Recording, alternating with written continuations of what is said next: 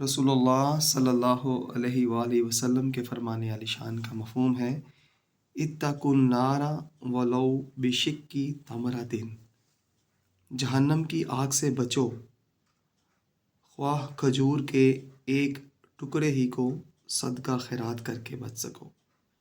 ایک اور حدیث مبارکہ میں فرمایا جعلت قرۃ عینی فی الصلاۃ، نماز میری آنکھوں کی ٹھنڈک ہے۔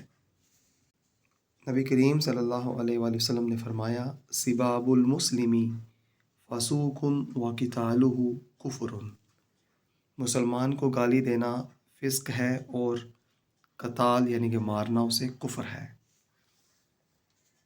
پھر آپ نے فرمایا من راغب عن سنتی فلیس منی، جو میری سنت سے منہ موڑے گا اس کا مجھ سے کوئی تعلق نہیں۔